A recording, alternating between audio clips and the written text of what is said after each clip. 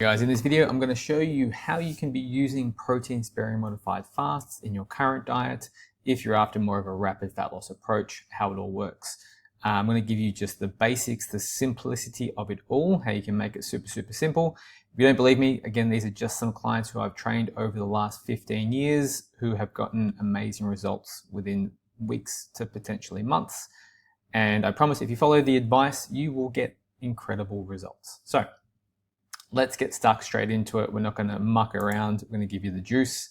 So over here, you ideally want to base your calorie deficit off your body fat percentage. So again, we're not talking about necessarily what is sustainable or healthy lifestyle changes, although losing weight is healthy, arguably.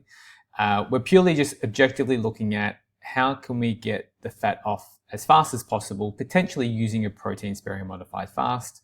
This is not conducive of what your end diet is going to look like or what your maintenance diet is going to look like. It's just get the fat off the body, basically.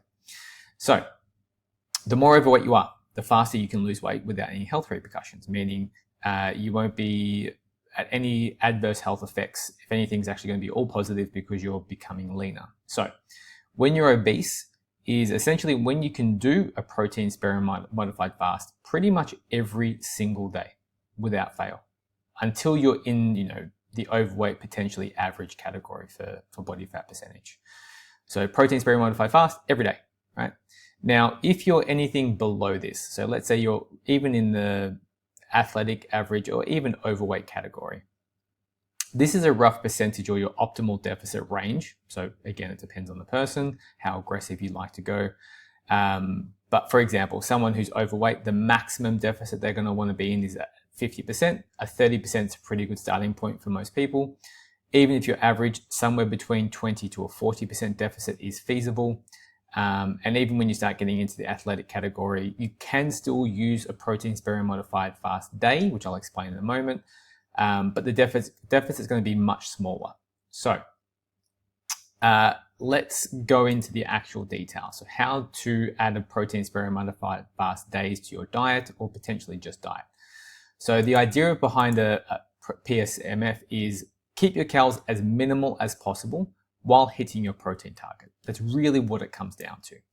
So a rough idea is whatever your target body weight is, you want to times that between 1.8 to 2.2 grams. Now, technically, yes, you could go as low as 1.6 grams per kilogram of target body weight.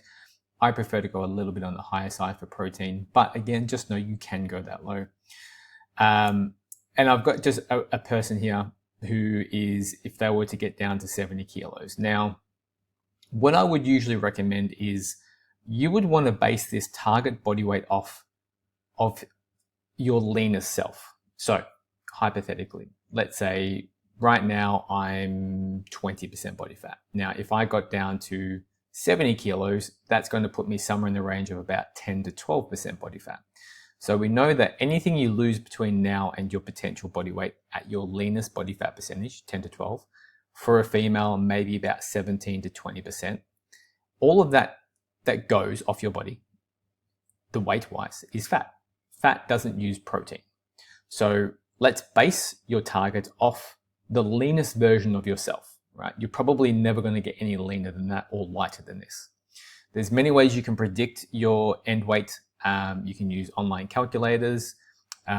There's a body fat predictor, which is basically the Navy SEAL prediction. I think it's Omni calculator. You can have a look at that. Just Google it. If you have access to a DEXA scan, even better. It's just one and done. It'll tell you your lean mass. You can figure out what weight you'll be at 10% to 12% body fat as a male or 17 to 20% as a female. Now, this person is 70 kilos. We're going to times their body weight between 1.8 to 2.2. So this person here would need a minimum of 126 grams of protein per day.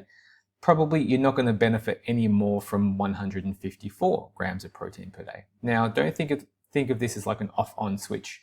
If you're slightly below this or you're slightly above this, it's not like you're winning or you're losing. Fat loss and your protein is much more like a spectrum. Think of it as more like a volume dial. So you can dial it up, you can dial it down. I like to work off minimums. So basically just try to think to yourself, if you were to potentially weigh 70 kilos, the minimum protein you want is 126. But look, let's just say you had just a really non-hungry day, right?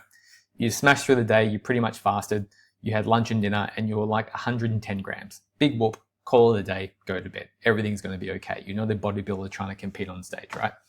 We're just trying to lose some fat. So there's two ways you can go about it. Let's talk about the first person who's morbidly obese. So a protein sparing modified fast daily obese person. So let's say their end goal is going to be 70 kilos. They might be about 120 kilos at the moment. This is pretty much what it's going to look like. It's a very boring, mundane, high protein, low calorie diet. The best way to think about this is keep the calories as minimal as possible whilst getting to your protein target, and then stop eating. That's it. You could potentially eat 1 meal a day. You could eat 3 meals a day. You could eat 2 meals and 1 snack. It doesn't make a difference. The only thing that matters is the total calorie count by the end of the day and your protein target. Now, technically, yes, you could go lower than 800 calories because 126 times 4 is only about 400 or 500 calories, right? But you're probably going to want to have something on the side. Some vegetables, some fiber, something to munch on besides just chicken breast, lean beef mince, maybe some salmon, right? This is pretty much what it's going to look like. So some days maybe 800, some day you might even have a 500 day in there, and the next day you might have an 1100, and that's okay, right? Again, spectrum, turn the volume dial up or down. If you're over 800 calories, hypothetically, it's fine. Like, you'll be okay. It's just to keep the calories as low as you can get away with on a daily basis until you get into the healthy body fat ranges. Now, if you're a leaner individual, let's say for a male about 20-ish% and below, like 15 to 20%. As a woman, you're probably looking at about 24-ish to 30%, somewhere around there. Now, you're going to want to be a little bit higher. So firstly, you work out your weekly calorie average. So let's say this person, they're meant to be dieting on 1,500 calories per day. That was the optimal deficit that was worked out. Now, what you can do is, people like to call this calorie cycling. The way I like to explain this is you can essentially eat more calories on your training days, when we would prefer more nutrition around your training. And then on your off days, you can have a protein sparing modified fast day. Now, it doesn't have to be as low as 800 calories. But again, you can increase your calories on training and then have slightly lower calories on non-training days. So 1,500 calorie average for the week. We're training Mondays, Tuesday, Wednesday, Thursday, Friday, Saturday. All right, so on these training days, we're having slightly higher calories. And then on our non-training days, we're still meeting our minimum protein requirements, but we're still technically just keeping the calories really, really low. Now, I've done this in the past. It's actually worked really well. I tend to push some of my calories and training to the weekends so I can enjoy the weekends and be a bit more social and have a bit more calories. And then I would usually do it something like one day during the week, I'd have a protein sparing modified fast day. And then on a weekend, like a Sunday, which is really quiet for me, I'd do another protein sparing modified fast day. With both programs, you are going to want to weight train. Everyone should be weight training. If you haven't joined the gym, go and join the gym. To maintain your muscle mass, you need to be resistance training. Now, arguably, the more overweight that you are, if you're obese, you only need, I'm going to say, maybe 2 weight training sessions a week, somewhere between 2 to 3 hard sets per body part per session. Right? If you're a bit leaner and you're working more on a weekly average, but you're just trying to utilize a protein sparing modified fast day on your non-training days, just to speed the fat loss up a bit, compared to just having the same deficit every day. Again, it doesn't really matter by the end of the day, as long as the weekly average is still 1,500.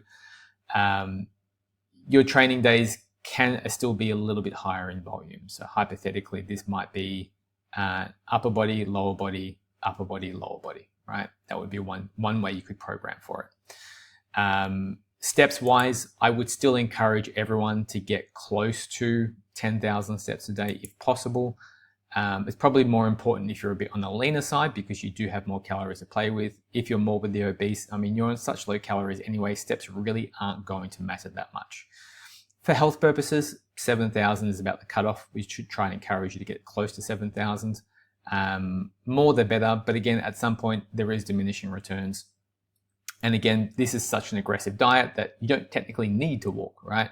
We're just talking about what is doable versus what is recommended. So sometimes it's just good to let the calories come and create the deficit versus exercise. Whereas if you care about building a bit more muscle, maintaining muscle and performance goals, then you're probably going to want to eat a little bit more, fuel your training on your training days, eat a bit less on your non-training days when the recovery isn't as important. But again, the most important thing is always going to be the weekly average. Now, just one caveat to this is if you're morbidly obese, again, with lean individuals, potentially this can help as well, but there are supplements you are going to have to take. So for obese supplements, electrolytes are going to be essential because you're not going to be eating carbohydrates. So things like potassium, sodium, magnesium, you are going to need to get high doses every day. I'm not going to go into the specifics in this video, but you will need these. Everyone should be taking fish oil, 1 to 3 grams a day minimum. All right, unless you're eating fatty fish every single day, at least 100 grams. You're just not going to be getting enough. Always get a good quality, trusted fish oil that's been third-party tested. And vitamin D3, pretty much the population's always going to be deficient. So I would recommend, on average, about 4,000 IUs a day for basically every single person. Obviously, consult with your doctor. These are fairly harmless supplements. But again, if you're taking in sodium and salts, potassium, things like that. If you have issues with a high sodium diet or even moderate sodium diet, again, check with your doctor, right? It's common sense stuff. The other thing you can always add into here is creatine monohydrate. It's very safe for everyone to take. But that's pretty much a crash course in terms of how to utilize a protein sparing modified fast. Now, when you do a protein sparing modified fast, I would recommend getting it from whole food. Meats most of the time. You can supplement with things like protein shakes here or there, but the idea is to still be at least somewhat full. You're probably going to get more micronutrition from whole foods, especially red meats and fish, like things like salmon, but chicken, white meats are probably going to be at least somewhat of a staple during this time. The whole idea is to try and get the fat loss phase over with as fast as we can, and then you just move on to your maintenance calories, or at least higher calories than just 800 a day, right?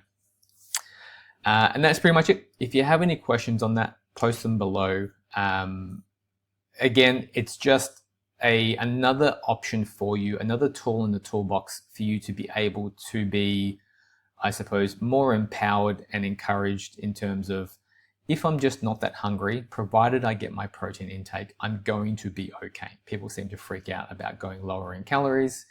Arguably, if you stick to the plan and your deficit matches the body fat percentage that you have, lower calories is always going to result in more faster fat loss.